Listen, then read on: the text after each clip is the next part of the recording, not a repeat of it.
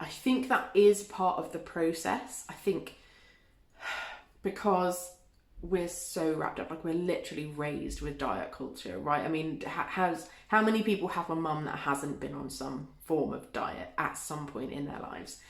And our whole society is built around, if you eat less, then you won't be fat, which is not true. It's almost the opposite in many ways. And so I think it can be really difficult in the beginning to get over that kind of starving yourself and having those binging things. And it doesn't necessarily mean that you have a binge eating disorder, but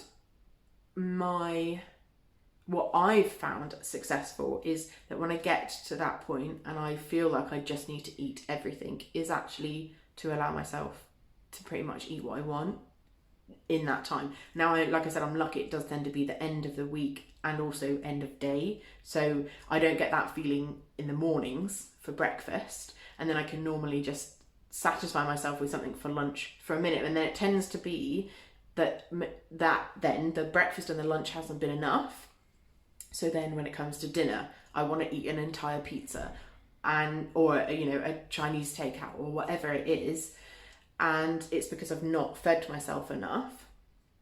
And so I go in and I have what I want, and I allow myself to eat as much as I can basically in that time, knowing that the next day, so then that Friday or that Saturday, I don't have the biological urge to eat, and then it becomes a lot easier to make healthy decisions again. But then also taking that as a sign that I'm not feeding myself enough. So then I also do my shopping on a Friday night and on a Saturday. So if I, for example, have a binge on a Thursday evening, I know that Friday and Saturday I need to buy something more to add extra to my lunches, to increase the amount that I'm eating at dinner, or to find a snack that will work for me so that I don't get into that position of being ridiculously hungry and having to eat everything under the sun just to feel a little bit satisfied. So that's something that I've been through, and I don't know if that's something that other people have found on this journey or something that you're afraid of having on that journey. So it's definitely something I'd like to discuss a bit more. So let me know in the comments if it's something that you have struggled with or have seen people struggle with or have some questions about, and it will definitely be a topic I wanted to expand on more.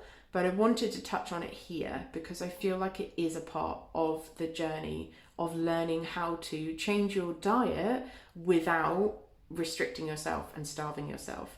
Finding a way to still be able to lose some of that weight without constantly feeling deprived. And I think that kind of having a binge is a result, it is part of the process. It's a sign that you need to eat more. And I would say that my experience has been when I allow myself to eat at those times, it's then easier to move on the next time and to simply see it as a sign that you're not feeding yourself enough, and look at rearranging your food to increase the amount of protein and fats that you're eating to help you feel nourished, rather than seeing it as a sign of weakness or a failure to stick to your diet.